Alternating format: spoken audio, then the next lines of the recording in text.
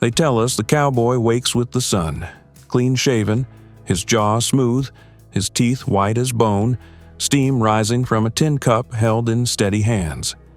The fire crackles low beside him. His shirt is crisp, his hat sits just so. There is a quiet dignity to it, a kind of effortless order. The reality was very different. At dawn, there was no basin waiting with fresh water, no private moment of cleanliness. Instead, there was a single iron bowl, dented and dull, passed from man to man like a shared burden. One poured from a chipped pitcher. Another dipped his hands into what remained. The water was never clear. It was never clean. By the third man, it had turned a cloudy gray.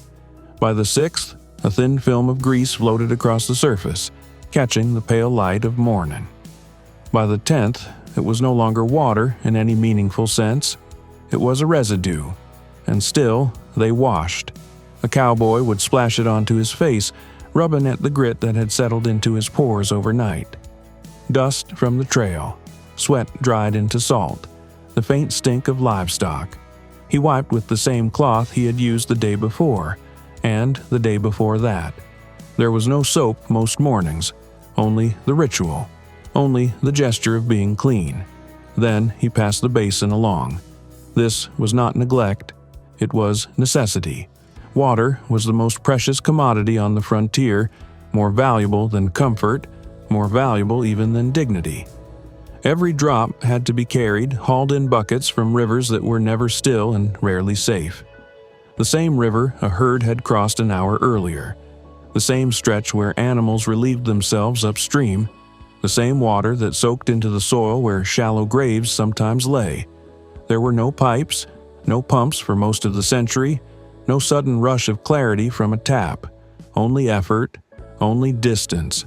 And so, water was reused, again and again, until it could no longer be called water at all. But even that was a luxury compared to what came next, because the filth of the basin was only the beginning. A man could wash his face, but he could not wash his mouth. Toothache was a quiet companion on the frontier. It did not announce itself with drama. It settled in slowly, a dull pulse behind the jaw, then a sharp intrusion with every bite. Food was coarse. Hard biscuits, salted meat, beans boiled into a paste. Sugar, when it came heavy. Molasses, thick and clinging, coating the teeth and feeding decay. There was no routine of brushing, no morning or evening ritual to scrape away the rot. A few men carried chew sticks, twigs gnawed into frayed ends, but most did nothing at all. They endured, until they couldn't. When the pain grew unbearable, the solution was simple. Brutal, but simple. The tooth came out. No sterile instruments, no trained hands. A pair of pliers, sometimes blackened with age, sometimes borrowed from a toolbox. A man held the patient steady. Another pulled. The sound was not a clean snap, but a grinding tear. Root resisting bone, bone resisting force. And then, suddenly, release. Blood filled the mouth, thick, metallic. Whiskey dulled the edge, but not the memory. There were no replacements, no fillings, just gaps, blackened gums, infection that sometimes lingered, sometimes spread. In a land where even a small wound could fester, a broken tooth was not a minor inconvenience. It was a risk. And yet, even this suffering was often hidden, quiet, internal, unlike the next layer of filth, which could not be ignored, because what lived in their clothes lived on them. A cowboy did not change his outfit daily. He might not change it for weeks, sometimes months. The same wool shirt clung to his skin through heat and cold, through sweat and rain, stiffening with salt and grime. The same trousers bore the imprint of the saddle, the same stains from meals long forgotten. Washing clothes was not a matter of convenience. It was labor, heavy, punishing labor. Water had to be heated slowly, often over hours. Soap, if available, was harsh lye, biting into the skin, cracking hands until they bled. Scrubbing was relentless. And when it was done, the clothes hung heavy and stiff, never quite free of what had soaked into them. So most did not wash them often. And in that neglect, something else thrived. Lice. They moved silently at first, tiny, persistent, burrowing into seams, laying eggs along the fibers of fabric. In hair, they nested close to the scalp, feeding, multiplying. A man might feel it as an itch at the back of his neck, a distraction, something easily ignored, until it wasn't.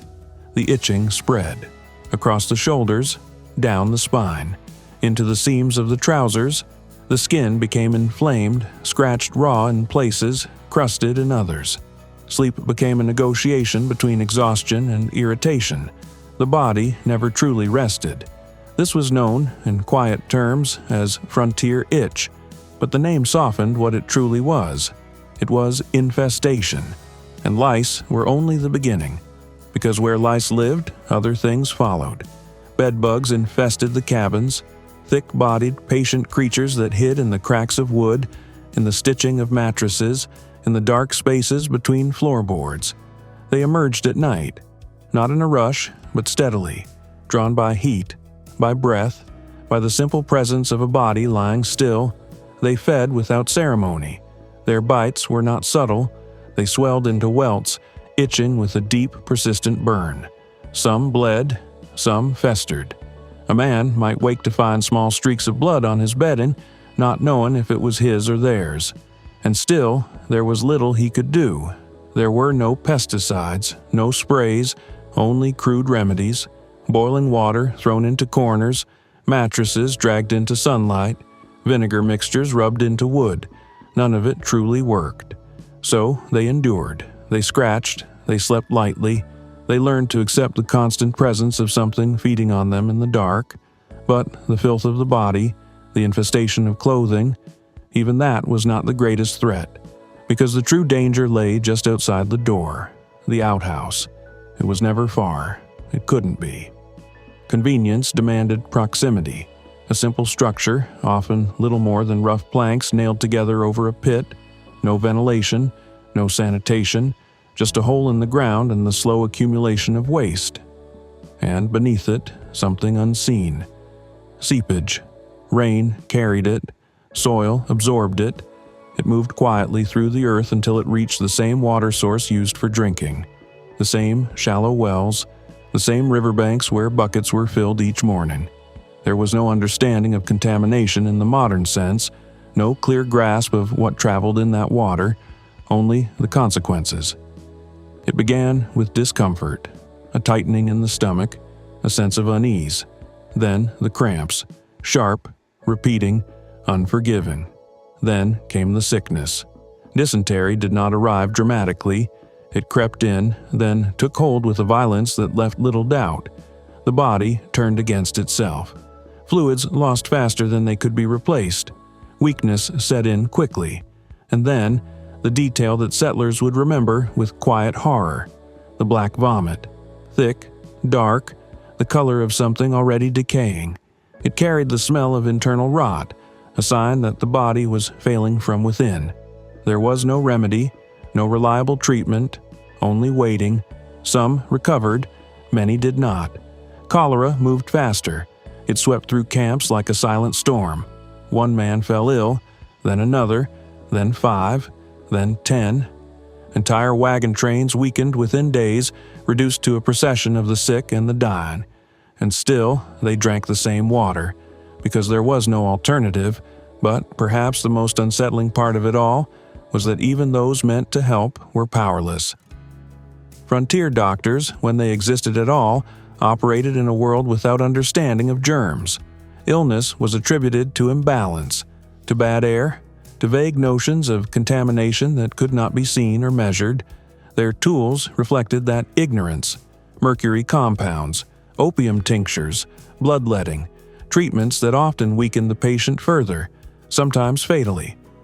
A man suffering from dysentery might be given a concoction that slowed his body, dulled his senses, and did nothing to stop the underlying cause. Another, with infection in a wound, might be cut open without sterilization, introducing more danger than relief. There was no safety in medicine. Sometimes there was only risk. And yet, even this bleak reality pales beside a quieter, less spoken truth. Because for women on the frontier, hygiene was not just difficult. It was relentless. For a woman on the frontier, cleanliness was not merely a matter of discomfort. It was a constant negotiation between necessity, modesty, and survival. They tell us the pioneer woman stood strong beside the homestead, apron clean, hair neatly tied, a quiet pillar of order in a chaotic land. The reality was much heavier. By dawn, her day had already begun in the same conditions as the men, but with fewer allowances and far greater burdens. Where a man might wash quickly at the basin and step away, she remained behind, responsible for the water itself, hauling it, heating it, stretching it further than it was ever meant to go. And still, she rarely used it for herself. Water was rationed first for cooking, then for children, then for washing dishes stiff with grease. Personal hygiene came last. Often, it did not come at all. A woman might wash her hands and face once a day, if that. The rest of her body endured layer upon layer of fabric, absorbing sweat, dust, and the slow accumulation of bacteria that could not be scrubbed away. The clothing itself became a prison. Heavy skirts, petticoats, corsets tightened against the ribs, multiple layers designed for modesty, not practicality. In summer heat, they trapped warmth against the skin, turning the body into a damp enclosure. In winter, they stiffened with cold, rarely fully drying if soaked. Changing garments was not a simple act. It required time, privacy, and spare clothing, luxuries rarely available. So the same garments stayed on, day after day, week after week, and beneath those layers the same problems that plagued men, lice, fleas, bedbugs, found an even more hospitable environment: warmth, darkness, limited disturbance, a perfect breeding ground. The itching did not stop at the surface. It spread into the seams of undergarments, into the lining of skirts, into the bedding where women tried, often unsuccessfully, to rest. Scratching became constant, but rarely visible. Modesty demanded restraint. Discomfort was endured quietly. But there were moments when quiet endurance was no longer enough. The simple act of relieving oneself became an ordeal. The outhouse, already a place of filth and disease, offered little privacy. A thin wooden door, gaps in the planks, exposure to the elements, and the process itself required effort. Lifting layers of clothing, balancing awkwardly, trying not to let fabric touch the contaminated surfaces below. At night, the journey was worse. Darkness offered no safety, only uncertainty. Women often relied on chamber pots inside the cabin, crouching carefully, managing layers of clothing in confined spaces. Pantaloons, designed without a central seam, allowed for access, but did little to preserve dignity. There was no washing afterward beyond what little water could be spared. No proper sanitation, only a return to bed, carrying whatever bacteria had been introduced. And then there was the matter rarely spoken of, but impossible to ignore: menstruation. There were no manufactured products, no disposable solutions, no guarantee of cleanliness. Women relied on what they could find: scraps of cloth, reused again and again, grass, wool, occasionally cotton if it could be spared, materials that absorbed but did not protect. Materials that had to be washed by hand in cold water, often insufficient to remove what they carried. Sometimes they were not washed at all. The result was not just discomfort. It was infection, skin irritation that worsened with friction, bacterial growth in conditions already primed for it. The body, already strained by labor and poor nutrition, forced to endure another layer of stress. There was no relief. Days passed in silence, in movement, in work that could not be paused. Cooking, cleaning, tending to children, maintaining the fragile structure of daily life, all while managing something deeply physical, deeply personal, with almost no resources. And when illness came, it came without warning. Urinary infections, reproductive complications, conditions that today would be treated quickly became dangerous. Pain was normalized, ignored, carried. Even childbirth, an event already fraught with risk, unfolded in these same conditions. No sterilized instruments, no antiseptic understanding, only midwives, experience, and hope. The same hands that handled daily chores became surgical tools. The same environment that bred disease surrounded the process of bringing life into the world. Sometimes both survived. Often they did not. But even beyond the physical realities, there was something else. Isolation. A man might share the basin, the labor, the discomfort with others. A woman, more often than not, faced these challenges in relative silence. There was little discussion. Few written accounts spoke plainly. The discomfort was understood but rarely recorded in detail. It was simply part of life. And yet, this quiet suffering was foundational. Without it, the frontier could not function. The illusion of order, the clean homestead, the structured household, rested entirely on labor carried out in conditions that made true cleanliness impossible. But even this was only one part of a larger system failing from the inside. Because everything returned, eventually, to water. The same water used to wash rags, the same water used to clean dishes, the same water drawn from sources already compromised by waste. There was no separation between clean and contaminated, only degrees of risk, and the body paid the price. Children fell ill first. Smaller, weaker, less able to endure prolonged infection. Women followed, their immune systems worn down by constant exposure. Men, though outwardly resilient, were no exception. The same diseases moved through all of them, indifferent to strength or status. It did not matter how careful one tried to be. There was no escaping the environment. And so, survival became less about avoiding illness and more about enduring it. A man might recover from dysentery, thinner, weaker, but alive. A woman might endure repeated infections, her body adapting where it could, failing where it could not. Children who survived early years developed a kind of resilience, shaped by exposure, but never fully protected. This was not a clean world. It was a world of constant compromise. They tell us the frontier was a place of freedom, of open skies and endless possibility. But freedom, in this context, came at a cost that was rarely acknowledged, not in the sweeping landscapes, not in the stories told afterward. The cost was paid in small daily moments, in the basin passed from hand to hand, in the tooth pulled without anesthetic, in the itch that never quite faded, in the bite that broke the skin and would not heal cleanly, in the quiet dread of water that might already be carrying something unseen, and in the endurance of bodies pushed far beyond what comfort would allow. Because this is the part that rarely makes it into the telling.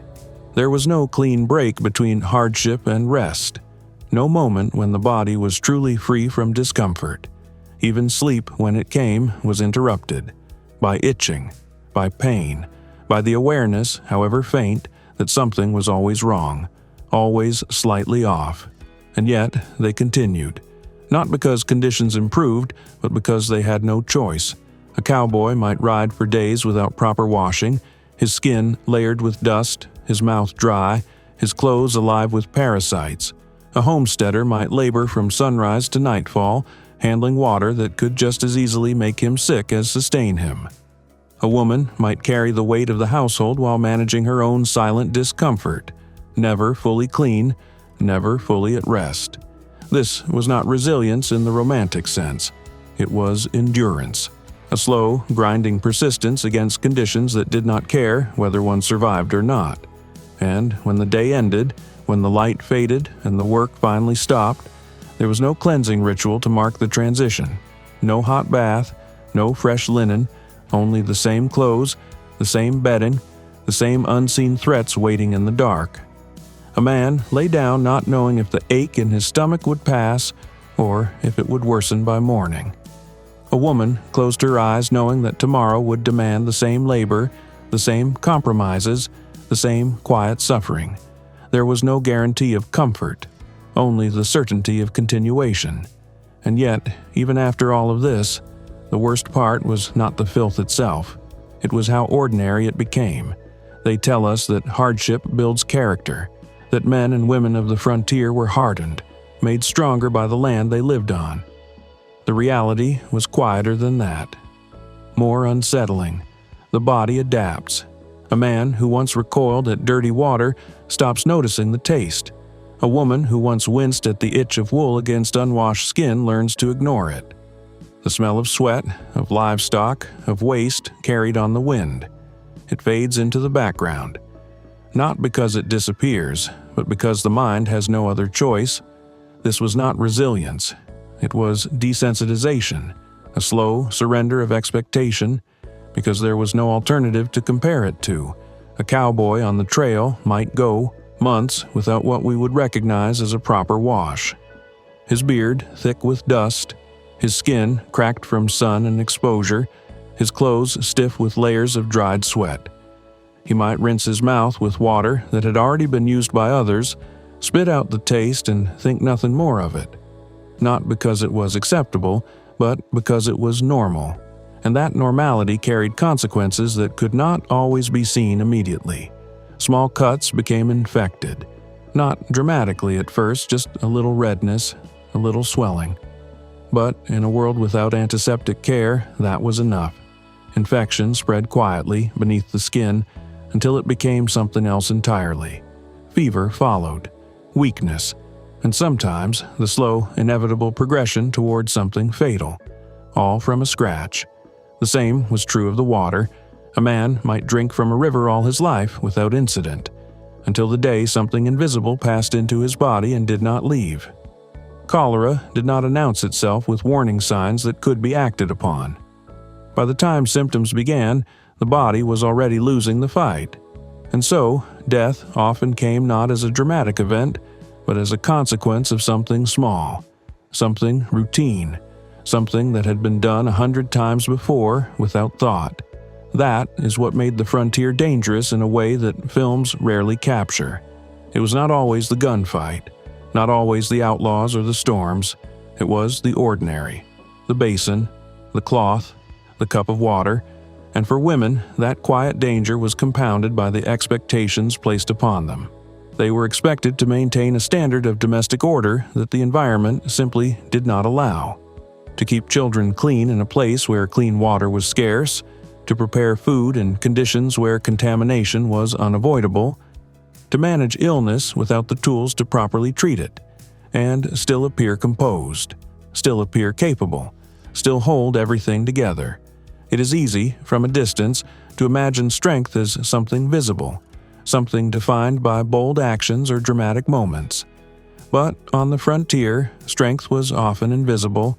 It was the decision to continue despite constant discomfort, to work through illness, to endure conditions that offered no relief, to accept that clean was not a state you achieved, but something you approximated, and even then, only briefly, because by the next morning the cycle began again. Dust settled overnight, sweat returned with the day's labor, the basin filled was used and passed along. The same water, the same cloth, the same quiet understanding that this was as good as it would get.